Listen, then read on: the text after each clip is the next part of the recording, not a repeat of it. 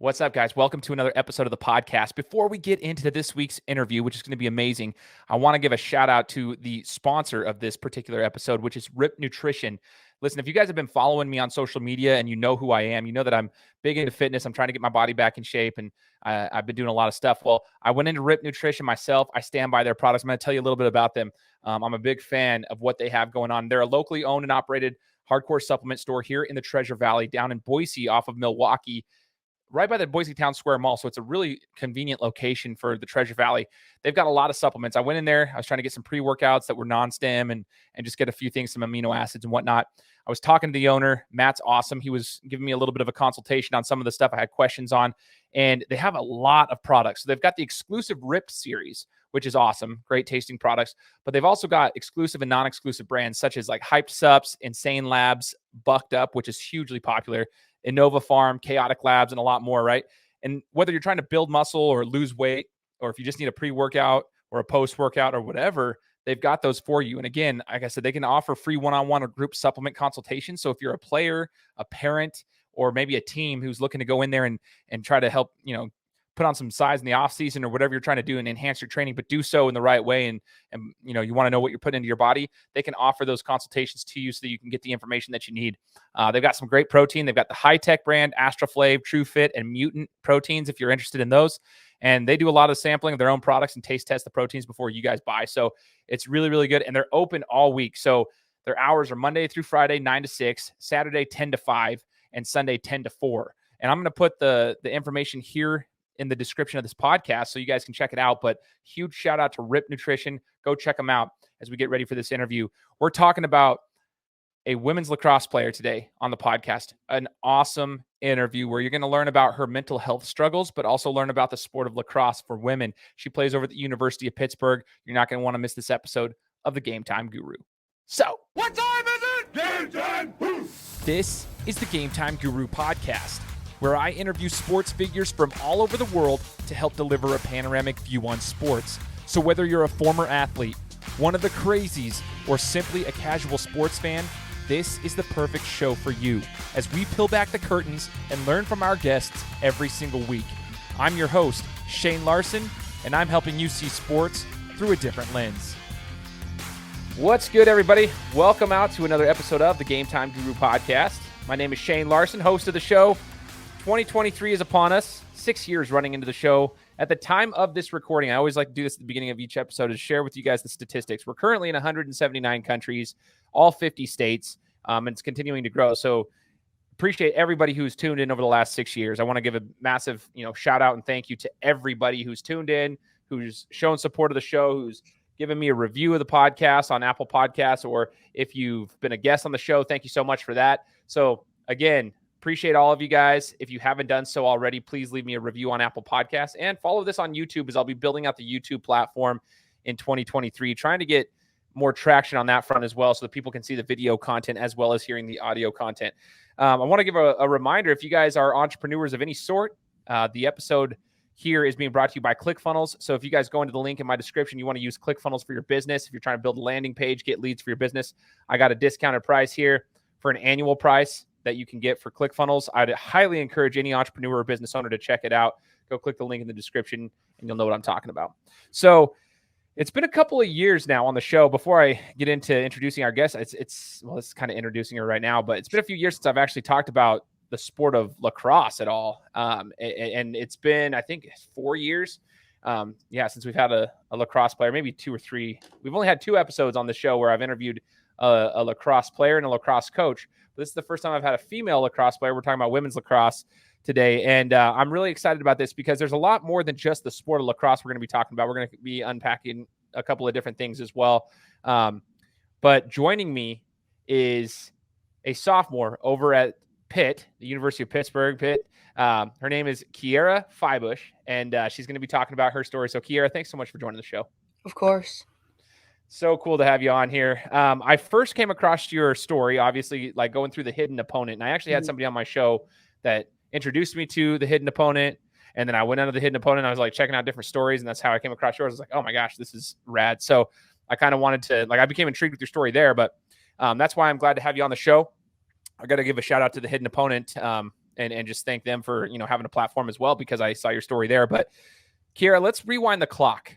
Before you became a sophomore at Pitt, I want to rewind the clock, get to learn more about you and your athletic career and when it all started. So let's talk about that. Like, when did you get into athletics, and when did you know that lacrosse, which I'm in Idaho, so I'm on the other side of the country, it's not that popular over here. It's getting there, but the West Coast doesn't really, it doesn't have the same feel as the East, right? So talk to us about lacrosse and how you got introduced to the sport, and, when you actually started, playing.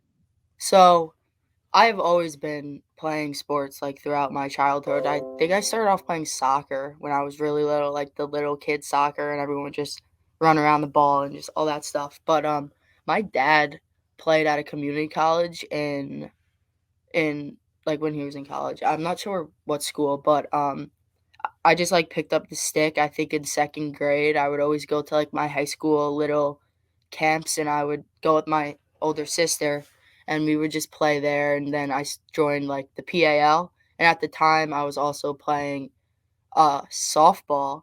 And then like the one pivotal moment I remember with lacrosse is like softball and lacrosse are in the same season, so I would be going back and forth. And I think it was probably in like third or fourth grade, I like said to my dad, I was like, softball is like too boring. Like it just gets in the way of lacrosse. Like I just want to play lacrosse now. So like from that moment, I think I really like locked into lacrosse and just like just focused on that because on the island it's a huge sport. Like everyone plays it. Like there's so many travel teams. And then like sixth grade, I my dad mentioned like joining a travel team, and I kind of like at first I like brushed it off, and I was like, no, I don't think I like really want to join like this travel team. Like I don't think I'm gonna make it. And then I tried out, and the first year I was put on the lowest team. Like it was like a mixed team between like older kids and younger kids. Like it was kind of just like you're there just because you tried out, and then the next year they moved me up to the top, like the higher team, and then that's like really when I started like focusing in like I want to play D1, like that's my dream to play D1 and just make this like my lacrosse career. That's cool. Okay, so starting to that's an interesting concept though, because every kid has to kind of, if you're a multi-sport athlete, you kind of have to figure that out at some point. Like when is the point where you have to kind of shift your focus towards one? I actually was just talking to one of the moms of a kid who's playing high school basketball here locally in Idaho, and he's a sophomore, but he's making that decision now because he's, football and basketball are kind of his big sports, but he's starting to make that change. And so next year will be the first year that he actually goes just to one, because eventually you got to put the time into one if you really want to go to that next level. I want to talk about your experience on the travel team though. There's a lot of sports that like club teams and travel teams like are extremely beneficial for kids, all athletes, just because, you get to see a lot of competition out there. I want to know about it from the lacrosse side of things. Did you feel like it was beneficial for your development as a lacrosse player? Oh, 100%. Yeah, I played for the Long Island Yellow Jackets. So, I mean, that's like one of the top tier teams, and it was just so intense, and the talent on that team's incredible. But I want to say like lacrosse wise, it helped me a lot. But with that team, I wasn't really close with any of my players, so I honestly I kind of like sometimes like dreaded going to practice and going to like travel games and everything because I wasn't really close with them. But like if you compare that to high school, like my high school team, like I was best friends with everyone, and like I was like I wasn't really myself on that team, which was a little tough. But like now if you look like at Pitt, like it's how I was in high school. Like I'm close with every kid on the team, like I could be myself, and it's just like a different like when I feel like when I'm close with my teammates and like just can be myself, like I just enjoy the game a lot more because I remember like just not really liking the game of lacrosse as much in my travel time. I can totally understand that. Yeah. And that's, I'm glad you brought that up and just being honest about it, right? Because, well, here's the other thing I want to ask. Like, did you feel, so you felt like it was good for your development, but as far as like the friendships and the relationships and the love of the sport, you might not have had it as much just Yeah, because it was a exactly. different dynamic. Because I coach club basketball for the seniors in high school around here, and we travel across the country and play and Mhm. whatnot. and it's just interesting to me because when I was in high school back in the day, I mean, 34 now, I've been graduated for these Louise, dude. I was 17 when I graduated, so it's been a minute. So, yeah, holy cow, I am old now. So, but even back then, like, the travel teams were really good for your development. You had some good experiences because you're traveling to different places. You're playing really good competition. Yeah. You do make friendships if you know, but not everybody meshes because in high school we were all buds and like we didn't want to be friends with the other competing high schools and stuff. But Yeah. then you go to the travel teams and you're bringing everybody together and you're like, oh, I hated you for like 3 months in the season. Yeah, so with that team, like, a lot of kids knew each other from high school and stuff like that. Like, they knew each other beforehand, and I was the only one on my team from my town. So, like, I went in there, like, not really knowing anyone, you know? So it was a little tough, yeah. But That is brutal. That is brutal. yeah, So it is a different dynamic. So I know I'm glad yeah, we could kind of talk about that for a second, just because it's just travel sports are kind of how it is. Now I yeah. want to talk about the sport of lacrosse. What was your high school experience like for women's lacrosse? Because that's not even like a thing here in Idaho. So I want you to open up to us. Let us know, like, how was lacrosse in high school for you guys? Like, was it pretty competitive? How was your team? How did your team do? How did you, perform on the field and so forth? So, like, talk to us about how that was for you in high school. Yeah, so, I mean, so I'm in Suffolk County of Long Island, which is known to be, like, one of the like, there's Nassau and Suffolk, and usually, like, they win like, Suffolk County usually wins, like, the championship for New York, or like, it's usually Northport, who my head coach from, travel was the coach of, but so it was very competitive. My high school, we didn't do the best. Like, we didn't really do the best, but, I mean, it was still fun, and it still got me where I was at, you know. I joined the team in high school in 8th grade on varsity. Oh wow. So, yeah, so I was playing with 12th graders since 8th grade, and then my like, I'm gonna say, like, 10th grade, I got, like, a leadership position on the team, which was pretty cool. And then, like, 11th and 12th, I was, I was still in that leadership position, which was pretty cool. So, I think, yeah, it was just, like, it just helped me, like, be more of a leader, and I think that's what, a lot of with where I'm assuming we'll get into later with my mental health stuff, like, just wanting to help people, like, I think that, like, sort of started from, like, my high school leadership position, honestly. Like, just making sure everyone's in, like, where they need to be and everything like that. I like that a lot. I would Yeah. actually like to, yeah, we'll dissect a little bit more about the leadership aspect because that's a big that's one of those life lessons I think that sports can teach you, regardless of what sport it is Yeah. leadership if you allow it to. Some people are not meant to lead, and they are the ones who are to do their role and whatnot, and that's totally fine too. But there's born leaders as well, and those who are not necessarily born to be leaders, but they're bred to be leaders, and they figure it out. And I think you can take that into your regular life as well. As you were training in high school, I guess maybe it was before that because you were in 8th grade when you were starting on varsity. That's wild. Mhm. When did you know that, like, hey, I have a chance to play at the next level, and not even just the next level, like at a high level at the next level? When did you actually know that that was a possibility for you, Kiara? See, that wasn't till, like, maybe, like, I always, like, knew I wanted to play, like, probably from 6th grade. I was like, "I wanna go D1," but I never really believed I could until, like, honestly, until I got my offer from Pitt. Like, I didn't really have confidence in myself playing in travel because of, like, the team I was on. Like, I didn't really have that much confidence. But, yeah, I didn't really think that it was gonna happen until I got my offer from my coach now. Wow. Okay. Yeah. So, what was the recruiting process like for you guys? I guess for lacrosse, like, were you sending out letters and highlight films and so forth? I just want to know what it's like for the lacrosse side of things. Yeah, so for lacrosse, I would reach out to coaches, send letters, and then my team, we had all our film, on Huddle. Hmm. It was just on there, but I know some kids, they make their own highlight reels, but I never made my highlight reel because, with the team I was on, like, you would like, starting in, like, 6th, 7th grade, like, you would go to a tournament, you'd play, and there would be coaches on the sideline, like, that young, like, so it was pretty, like, if the coach saw you, they couldn't reach out. You used to be able to reach out before. Like, I had some kids on my team commit in 7th grade, but then they made a rule that you can't talk, until I believe I don't wanna say the wrong thing, it might be junior year. Okay. Oh, no, sophomore year, like, September 1st of Yeah, September 1st of your junior year is when coaches can start reaching out to you now. Oh wow. Okay. Yeah, Interesting. See, that's good to know. But yeah. you guys had coaches there. You had the exposure there. But you were reaching out to coaches. How, like, just for the younger athletes that are listening to this, whatever sport they might be playing. I have a lot of listeners that are either Mhm. parents, coaches, or younger athletes that are in the high school range. What would you say, Kiara, would be like, how often were you reaching out to coaches yourself? Like, how often were you proactively doing your recruiting? Because I think some kids think it's just going to happen for them overnight, and it's not Yeah. necessarily the case. So I want to know from somebody like yourself who's done it before. Every tournament, before every tournament, I would reach out. I would email the teams I was interested in, and I would just give them my spiel and just say I'm interested in going there and just send them my schedule and all that stuff. But yeah, before every tournament, I would. What's up, guys? Just want to take a quick break and give a shout out to today's sponsor of the podcast. Like I said in the introduction, it's Ripped Nutrition, locally owned and operated hardcore supplement store here in Boise. They're off of Milwaukee. I'll put the address in the description here of the podcast. You guys can see it there.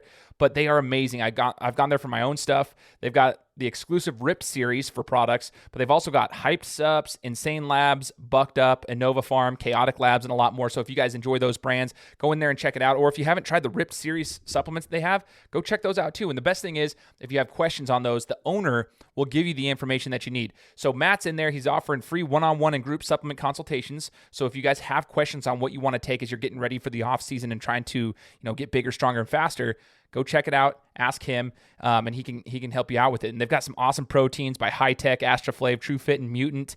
They're just awesome. They've got everything for weight loss, muscle building, just pre-workouts, post-workouts. And the best thing is, man, they've also got some non-stims. So if you're like me and you were trying to, wean yourself off of caffeine for a little while to let your adrenals have a break, they've got non-stims too. But they've got everything on the shelves. He'll help you out. Hit up Rip Nutrition in Boise on Milwaukee. Check it out, guys. Wow. Okay. Yeah. Appreciate you letting us know that too. Yeah, of course. Okay, we want to know the training side of things too. So for women's lacrosse, we talk about football. There's a lot of like physical, you got to go to the weight room. You got to live in the weight room. Basketball, similar. There's a lot of sports. Wrestling, similar.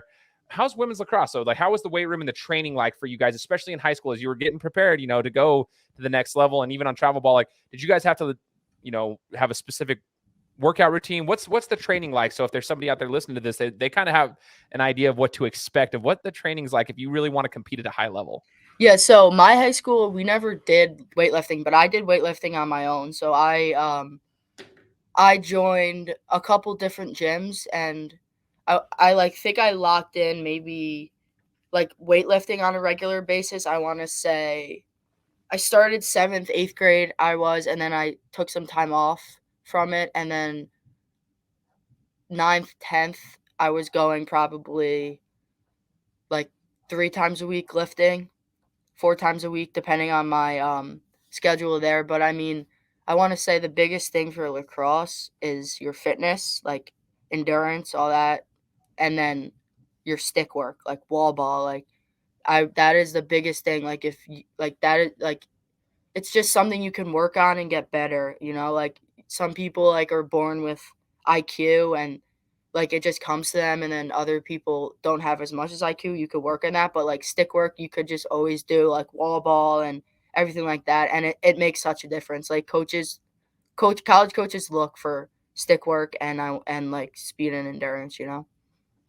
Interesting. So Yeah. stick work. This is what's funny. I had a buddy of mine in high school who played lacrosse, Mhm. and I never because it wasn't that popular here. And he'd always be walking around, whether it was a church activity, whether it was a school, whatever. Just like kids that have a basketball and they carry a ball with them Yeah. all day. Well, he had a stick and a lacrosse ball, which some of the teachers didn't like him walking around the hallway like that, but he had a stick and lacrosse, and he would always just be doing his thing. Yeah. And Exactly. I could not figure it out. I was like, how do I do this? So Yeah. I'd take it, and it was so easy for him to like just go back and forth and like be able to do the work. You'd fling that sucker, you could catch it really quick, and just, what do you call it, a cradle? I don't remember. Like Yeah. there's certain terminology that I'm trying to learn. But I guess what would you rate your stick work, Kiara? Like as far as like what on a scale of 1 to 10, where's your stick work at? Do you got mad handles, like a handling, like if we're talking basketball, somebody's got crazy handles? Like what's your stick work like? I mean, I don't know. My coaches at school say I have very, very good stick work, which is nice.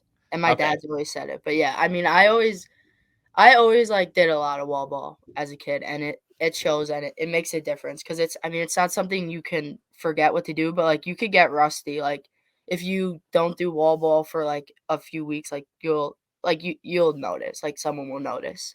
And what my coach at school, uh coach boss, she always says like the wall will never say no to you. Like you could just find a wall and just throw a ball and that's it. Like it just makes that much of a difference, you know? Totally. Yeah. So good to know. Okay, awesome. Kiara, as you're going from the high school level, well, before we get that, I want to ask you, what was your favorite memory as a high school, athlete with lacrosse? Do you have a favorite memory from the high school days? Yeah, I do. It's actually a very specific memory. So since I was on the team since 8th grade, I, like, was with these girls, like, the year above me or no, sorry, 2 years above me for years, and, their senior year, we have a senior game every year, and we were getting, like, smacked, like, we were getting crushed, and then, like, at halftime I think someone said, like, "You guys just like, it's, like, our senior game like, it's your senior game, like, just have fun." So, I remember, like, I, like, walked out on the field, and I never really show emotions on the field, but I was, like, crying because I was my buddies who, like, helped me, like, just I don't know, like, kinda, like, raised me in a way, like, the lacrosse way. I don't know if that really makes sense, but, Mhm. like, it was like they're leaving me, you know? So, I was pretty upset, and then um, we just started having fun, and I remember I, like, threw a pass, like, bombed the pass, like, downfield to, like, one of my buddies, and she just, like, behind the back scored, and, like, I just ran up to her and, like, gave her, like, the biggest hug, and it was just, like we just started having fun, like, we started scoring, and it was, like we still lost, but, like, at the end of the day, like, that's just a memory I have, like, that's, like, my most specific memory from lacrosse, like, even now in college, I feel like. Yeah, that's something Yeah. you're probably gonna take with you for a long Yeah, yeah. time because like I said, I'm 34, and we still talk about some high school basketball memories from. I Yeah, mean, yeah. some of them are losses too. Some of them are our locker room experiences. Some of them are about what the coach was saying and how we were laughing behind his back, like stuff like that. That's like the Mhm. coolest part of it. For you guys, it'd be the sisterhood aspect of the sport. Like you bond. There's a lot of cool little things that Mhm. way. So like, there's things that people just don't realize that wins, losses. Yeah, that's part of the game, but there's a lot of stuff on the back end, like those emotions that you were experiencing there. That's pretty cool. Yeah. Kiara, as you go into the college realm, this is where kind of the story gets, it's interesting because you're, Yeah. growing up and you're going into the college world, not only with athletics, but just as an adult in general, right? There's a lot of Mhm. stuff and a lot of pressures that are going on. So this is the kind of the point of the conversation where we'll probably talk about some uncomfortable things Yeah. for some people. So I'll just let you know, we're going to be talking about some mental health uh, things, but I think it could be very like some topics, I should say, not just things, but it could be very insightful for some people. So I'd encourage you all right now to listen to this because it's not just sports. We're going to be talking about the mental health aspect as well.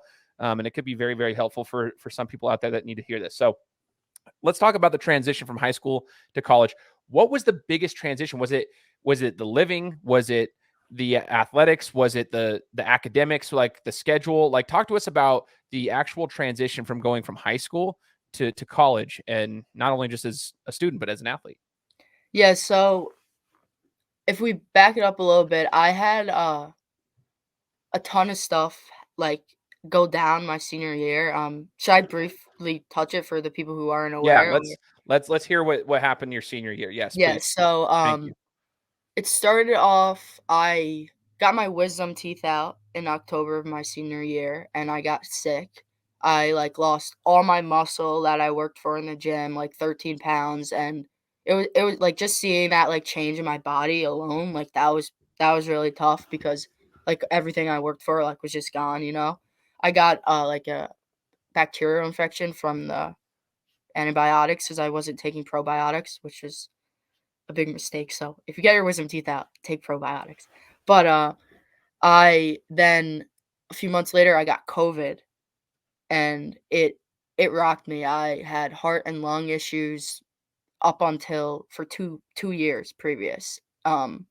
So yeah, I got COVID and then I also this is a trigger for anyone listening. I faced an assault my senior year and that was tough, so then all of that I took into college, like, all that trauma and just the healing I needed to do, like, I got to college and I was at my lowest of my lows and, like, my I kept everyone in the dark and no one really knew about it. I mean, my parents knew about that, like, what was going on, but they didn't know the extent of everything. So I kind of felt going into college, like, extremely on my own because I didn't really have anyone I felt like to reach out to, even though I had all these people. It was just I just, like, kept it to myself, which was tough. So that went into lacrosse, that went into my academics, that like, everything, like, it went into, like I wasn't able to play because of my COVID symptoms still, so that was tough on my mentals too. Like, I would run and I would have, like, an asthma attack, I would pass out, like, up until, like, my up until I wanna say, like, the end of my, like, freshman year, and I redshirted because of that reason, and then I also, like a big part of my redshirt was my mentals, which my parents, they didn't know that was a big part about it, but it was like, I'm not here physically, I'm not here mentally, like, if I play like, I'm not gonna be able to play because of my physical, like, aspects, and then just mentally, like, it was just I just thought it was gonna be too much, you know? That's a lot. That is Yeah. a lot. Wow. So I'm trying to like process it all too because I'm trying to picture if I were you. It's actually like I can feel like the stress in my chest as I'm like Mhm. putting myself in your position, going through what you went through. I mean, it stemmed from getting your wisdom teeth pulled. Let's just go Yeah. like as something getting your wisdom teeth pulled, some side effects that came with the antibiotics that you'd taken, a Yeah. sickness that hit you. What some people don't realize, like when you get sick, especially as an athlete, and you mentioned like losing weight, I want to just like touch base on that.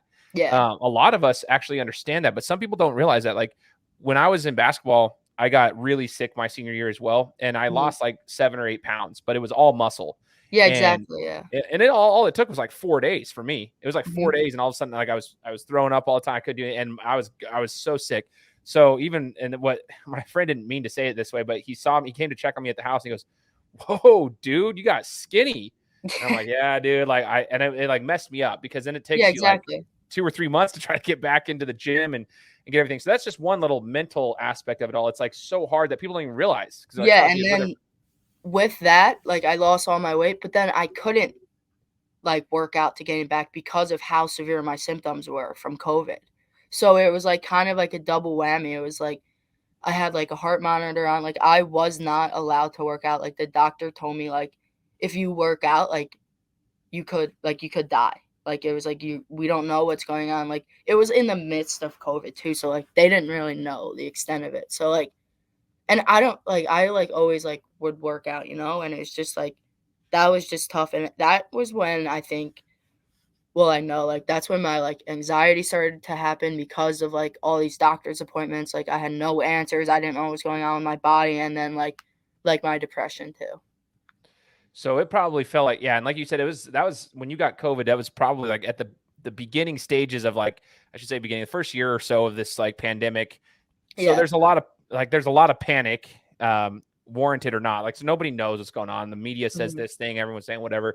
So like there's not a lot of information that's accurate out there, so to speak. So like you probably have a lot of that going on. Like there's so much noise. You've gotten stuff taken away from you that you're used to having. Like your body's been taken away from you essentially because you're not Mhm. used. Like you can't work out, you can't do those things. Your sport has been taken away from you essentially. When you get and you probably felt like you weren't in control of anything. I would Yeah, imagine like you're no. probably like you're out of control, and that's a scary feeling when you feel like you don't have control of Mhm. situations. That's when anxiety and depression can kick in. And then you mentioned the assault Yeah. that had occurred, and that is also scary. I don't want to just brush over that. I mean, we don't need to go into detail, but that is a Mhm. very important piece because while your mind and your heart and your soul are already struggling with things, you also experienced that, um, and that's not okay. Like, there's so many things that happen to you, and then you have to like as an adult, you're like, okay, well, here's the next stages of life, and you never really got to I'm assuming get that out. Yeah, Um, exactly. so you're over at Pitt and you're dealing with all this trauma. And you mentioned that your parents they knew what was going on, but they didn't know the extent of it. I'm curious, did you guys have anybody at the athletic facility there like that can help with any of Oh, that? yeah, yeah, so Pitt Athletics, shout out to them because they're incredible. Like, my coaches are incredible with mental health, you know, so when I got to school, we all had all these meetings, and they gave us right away, like, here's like the therapist you could have. Like Pitt Athletics, there's set therapists for just the athletes. So I mean, right away I started meeting with the therapist there, and my coaches, they didn't know about this stuff really. So I mean, I was still meeting with the therapist, but things got bad with me quick. I mean, if you saw in my article, like I was self-harming for a very long time. And my like the turning point with that was like it got to a point where my uh teammates were concerned for me, and they reached out to my coaches, which was like that was until like the second half of the year. So I was in the dark until like the second half of the year, and then once my teammates reached out, I mean, I was pretty annoyed that they did, but like looking back at it, like that could be the reason why I'm still here, like just because my teammates cared about me, they reached out to my coaches, and my coaches, they just went full in to help me. Like they were just there for me all the time, and it just made the biggest difference. And not everyone has people or like coaches that are so caring, like are there for like mental health, which is Totally. another topic that is like bigger on itself. No, I'm glad you brought that up though, Yeah. because I've had people on the show. I've had mental consultants on the show who are coaching Mhm. in the collegiate realm because they're trying to make that just as big of a. They'll pay hundreds of thousands, if not millions of dollars for a strength and conditioning coach and program, but they don't. Not all colleges pay for like the mental conditioning and so Yeah, forth, and just exactly, having yeah. those resources there. But some do, and so we're trying to make it more known and trying to get the word out there. So I'm glad that you brought that up. I'm glad that Pitt has some infrastructure there and coaches that actually care. And, Yeah. I think that part of it's ignorance. I think some people just don't know. Some coaches just don't know how to handle like mental health. Maybe they're a little more old school, with the Yeah, how exactly, things work. yeah. And so it's just like, hey, push through it, push through the pain. You fight like as a boxer, myself, my coaches Yeah. are always that way. Hey, you bust your nose. Okay, we'll breathe out your mouth and let's go. And we'll fix your nose when the fight's over. Like that's how it always was. And so I just think coaches might not know. Some of them just don't care, and that's unfortunate, but some of them don't know. And so that's the whole point of this. I hope they're listening and they can take notes because, like, Yeah. you want to be able to, like, understand that this is a big piece. A lot of your athletes that you're working with are probably dealing with something that you don't know about. So we need to, like, do a better job at getting that. So my question for you, Kiara, is this. So your teammates, they found out, but you said it was halfway through the season. So second half of the season, they kind of, like, noticed things were pretty bad. But, like, what are some of the signs either teammates or coaches should be looking for an athlete, but maybe the athlete's scared to actually talk about it? So maybe they're in your position where they don't want to necessarily talk about it. They want to handle it themselves, whether it's self-harm or they just go deep into a dark spot in their mind, whatever. They don't want to talk about it. So what are some of the signs you think that, coaches or other teammates could be looking for? Yeah, so I think it's different for everyone. I could touch on with what I dealt with myself, but so with me, when I was like down and whatever, like I would hide it. Like no one, like I would go and like hang out with everyone, and I would be like myself. Like I'd have a smile on my face, but like there were times where I would just isolate myself. I would just like just stay in my room. My room was just a mess. Like it was just so messy. Definitely I wasn't eating, so that's another thing. And just like I don't know, I feel like it's different for everyone, but just little things, like a little thing, like if someone is usually like all this like happy person, and then like you just start to see that little change, like that could be something. And another thing is like it doesn't have to be as bad as it gets. Like one little like the I always say like everyone's issue is just as bad as the next. Like even if it's like someone says it's not, like it's still like it still is. So like don't like dismiss something because like, oh, this person went through this and now like this person is just like a little sad. Like it doesn't matter. Like that's still a change. Like that's still someone's mental health, and it could just like lead to worse. Totally. Yeah. Um, so let's say they start to recognize these signs, right? Let's say like they're a friend of yours or a teammate of yours, right? And Mhm. they're starting to see like, okay, maybe she's not eating as much. She's not as happy. Maybe something just seems a little off. And whether or not that could just be like, maybe she's homesick. They might not know what's going on. What's something that I could like say to like bring that Yeah, up just without offending you.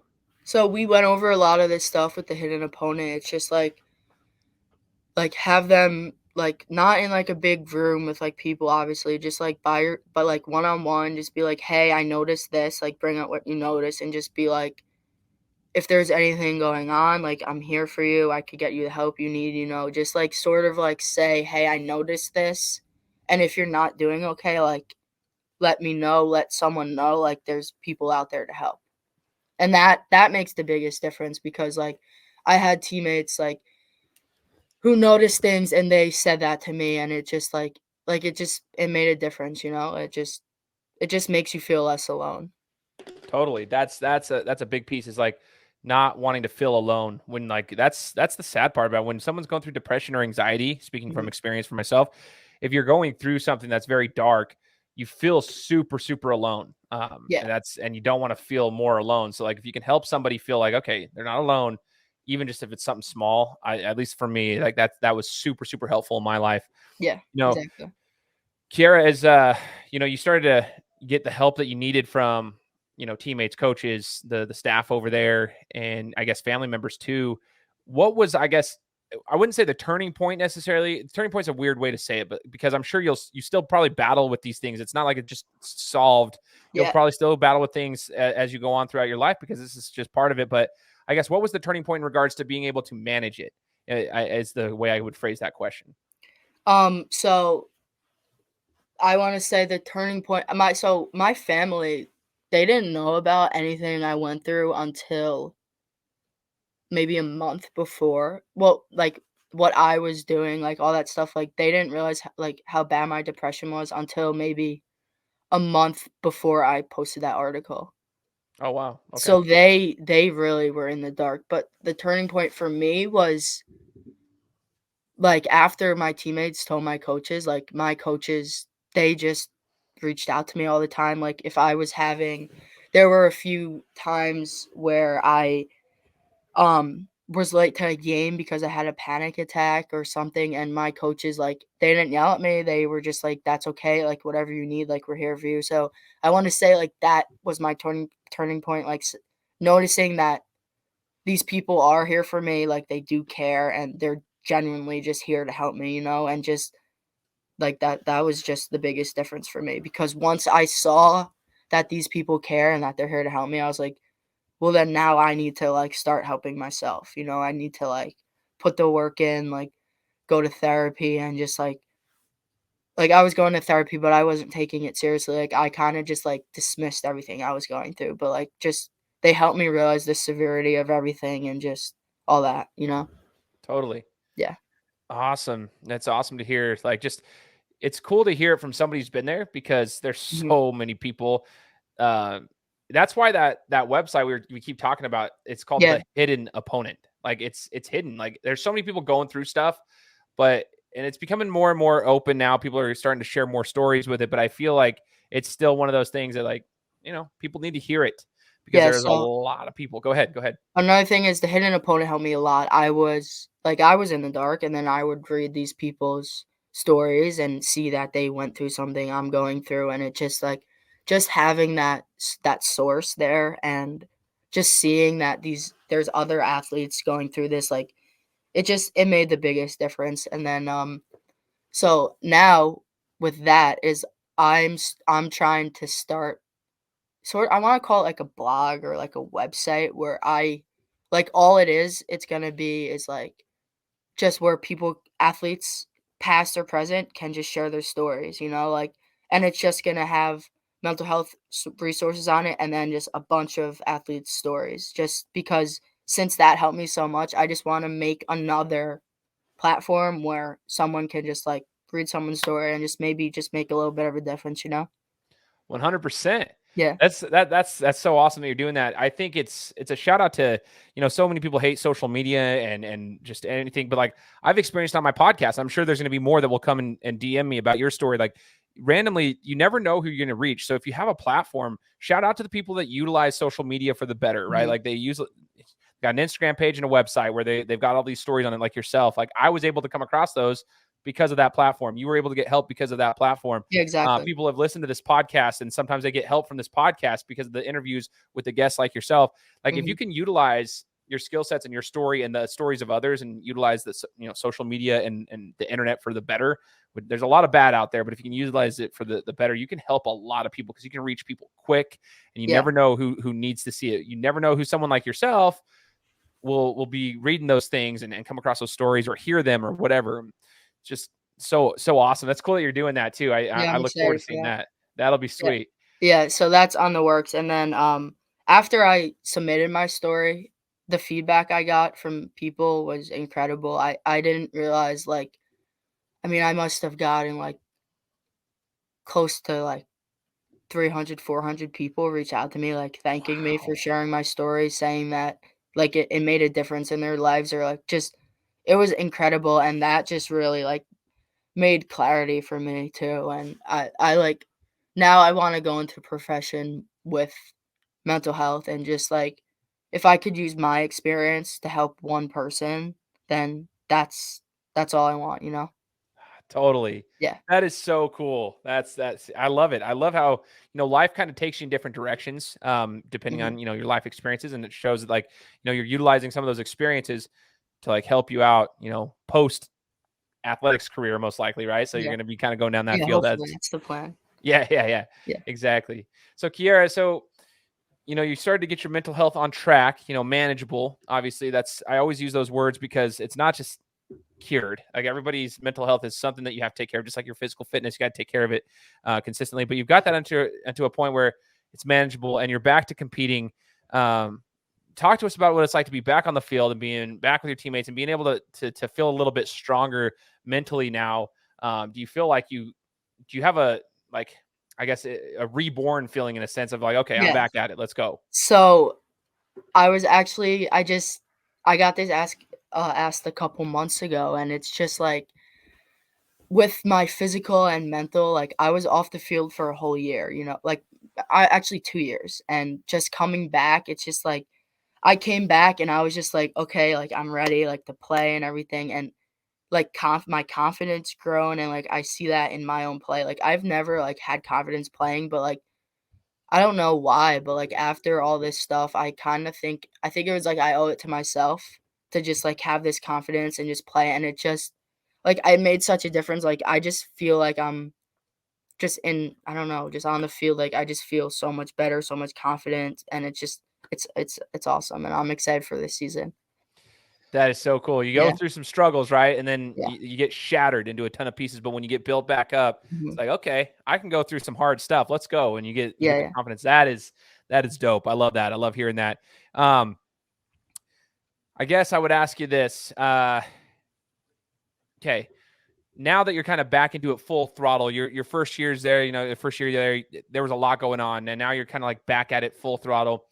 Now I'll ask you, if you can compare it to the high school days, what is the biggest transition from the skill set of lacrosse at the college level compared to that of high school? Oh, it's totally different. In what College way? is college is just you're there and you're running. It's just a constant grind. It's just I mean, like, you just need to be on top of everything, working out, like, they just totally focus, and, like, you have fun, like, I have fun, like, every practice I'm having fun, but, like, you need to lock in. Like, in high school, I feel like I didn't take it as serious I didn't really take it that seriously now, but, like, now, like, if you don't put in the work, like, it'll show, and that's just, like, the biggest difference, I think, skill-wise and everything like that. Totally. So Yeah. what's the day look like for a women's lacrosse player like yourself? Like practices, school, and so forth. What does a day look like for you guys? So for my team, we practice. So there's like 20-hour weeks and 40-hour weeks. There's like wait, I'm sorry. That's wrong.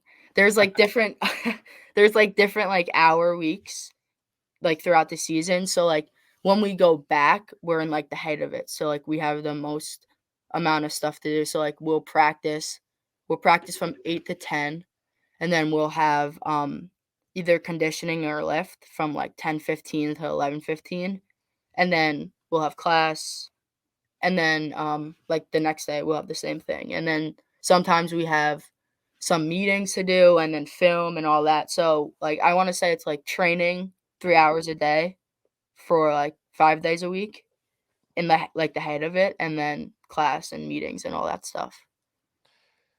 So how do you balance schoolwork as an athlete? I want to know this because some people don't realize that there's schoolwork you still got to be Yeah. doing. How are you able to manage the schoolwork on top of the training? So you just have to find what works for you. So personally, like last year when I had everything going on, like I didn't go to class, like I skipped everything, and I mean, I suffered with my academics and I was almost not eligible this year, and it was tough. So this year I took a different approach.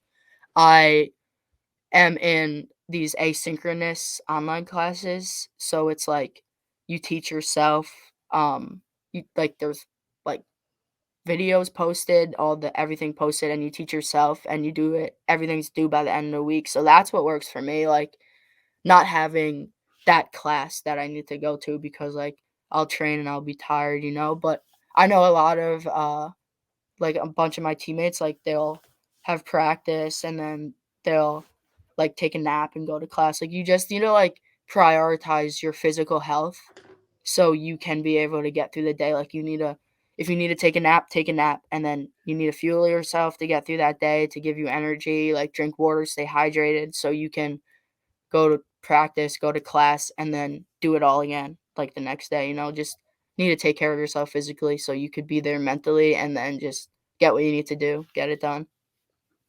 I love all that insight. Yeah. This is awesome. I'm going to remind everybody who's listening to this, rewind this if you have to, and take notes. Yeah. If you've got some golden nuggets from Kiara right now, just take some notes. That's awesome. I think there's a lot of athletes that I've coached that are going to have a Mhm. rude awakening when they get to the college level of athletics because they think they're just going to go there. You got to be able to manage your time. I Oh, hear these yeah, kids. that was a big thing with me. I did not manage my time properly, and yeah, So it I'm showed. sure that was a pretty big wake up call, right? These kids are Oh, going to yeah. bed at 2 o'clock, waking up at whenever noon. I'm like, dude, no, can't Yeah. do that because there's some sports where you're getting up at 6 for a lift, go to class, come back for practice in mid afternoon. Like everyone's schedules are a little different. Yours is, obviously you shared yours, Yeah. but you're gonna have to figure out the time Yeah, that balance there. yeah, and Oh man. sleep is a big thing too. You need to make sure you're having enough sleep or else you're just gonna be drained, you know? I'm so glad you shared all of that because I had Trevor Mowat on my show. Rest in peace. Trevor Mowat was a mental consultant for Russell Wilson, quarterback in the NFL. Mhm. Had Trevor on my show before he passed away from cancer. And one of the biggest things he talked about was like hydration and sleep. He was talking about these athletes. He used to work for the Jacksonville Jaguars. There's running back for them back in the day, Fred Taylor. Fred kept getting hurt and he wasn't going to get his second contract in the NFL. They were about to not re-sign him. So that's a lot of money he's about to lose. He wanted Yeah. to be able to make some more money. So he's trying to make his second contract. Kept pulling his hamstring every single year. He'd be out for like 6 weeks for the pulled hamstring. And they were trying to work with him. He was depressed because of it. He was going through a lot of anxiety because he was not going to make a second contract. Trevor Mowat told me that, Kiara. He said the same thing you were just saying. He's talking about like sleep and the importance of that and hydration. Well, he said, Fred during his rookie year of the NFL and his first 2 or 3 seasons of the NFL, he'd go out to the nightclubs and stuff. He finally had money for the first time in his life. So he's going out to the nightclubs, getting, 1 o'clock, 2 o'clock in the morning. Then he's coming to practice at 7 o'clock. And, you can do that when you're younger and be just fine for a little while. But what they noticed was like, they said, hey, let's go to bed earlier. So they focused on sleep. Let's Mhm. make sure you're getting a full 7 to 8 hours each night. And so what he would do is he'd make sure he stayed disciplined to that. Well, what that in turn did, he was more hydrated because he wasn't drinking alcohol. He was more hydrated because he was like actually focused on like keeping his body healthy, and he was getting the right amount of sleep. So it all kind of dominoed together. And Yeah. the rest was history. He actually made he stayed healthy for a full year, ran over 1,000 yards, got his second contract. So he got to make some good coins. So it starts when you're younger though. If you can build those habits, Yeah, hydration, sleep, definitely. all those things. Take care of your body. It also helps you with your mind. Um, 100%, yeah. so as we're finishing up right now, I just want to, before I get into the last 3 questions, like for the Guru's Gauntlet, which is just going to be like bang, bang, bang. I Mhm. want to ask you this: what is next for Kiara Feibusch? What is next for you? What's the next steps for Kiara? I mean, I still have some things going on and I need to work on, so kinda just getting myself healed, just that, and then that'll just make me feel better physically, and then really wanna lock in to, like, lacrosse. Like, I've been, like, putting in a lot of extra work to just, like, lock in. Like, I just like I'm at the point where I owe it to myself. I owe it to my family who's been waiting to just like lock in and just get going. I'm excited about it. I'm rooting for you. You got a Yeah, fan in thank me. you. That's for dang sure. And I'm hoping the listeners here will be following you and following your journey. So we're cheering for you as well. That's awesome. This is the new segment in 2023 called the Guru's Gauntlet. We're going to ask you 3 questions to wrap up the show. So starting the Guru's Gauntlet, Kiara, what's the biggest life lesson that lacrosse has taught you that you can implement into your daily life? I want to say that your teammates or your family, like, just be there for each other. Like that's just the biggest thing it taught me. Like everyone on your team, like they care about you. They want you to do your best and just be a good person, just be a good teammate and just be there for each other. And that's pretty much that, yeah. What's the biggest piece of advice you'd give to younger athletes? Like what you wish you would have known before you got to the college level of athletics? We've touched base on it already a little bit, but what's Mhm. the biggest piece of advice that you wish you would have known before you went to college? To put yourself first a little bit, to make sure you're taking care of yourself. It's a lot. It's a big transition and a lot hits you at once. And it's just like if you need to take a second and just step back and look at everything, like do that and don't feel bad about it. Like just and just know like there are people there for you. There's resources and just if you need help, reach out and just put the work into. Love it. What's the best advice you've ever been given by a mentor of yours? I want to say from my mom, just like if you are feeling something, like let yourself feel that and step back, as I said before, and just like tackle it and just know like how strong you are and just stay on top of it. Absolutely love it. Kiara Feibusch, ladies and gentlemen, I just want to say thank you, Kiara. Thank you for joining the show, taking the time out of your day, out of your break, to be able to share your story. And like I said before, we're looking forward to following your journey. You got a fan in all of us. So thank you so much for joining the podcast. Thank you for having me. Absolutely. For those who are out there, if you guys enjoyed the show, make sure to leave us a review on Apple Podcasts and let us know what you thought about it. And we'll be coming to you next week with another interview. Take care. Guys, thanks so much for listening to another episode of my show. Now, if you could go and do me a favor, head over to iTunes, give me 5 stars, and leave me a review, it would be greatly appreciated. Thanks, guys. Appreciate your support.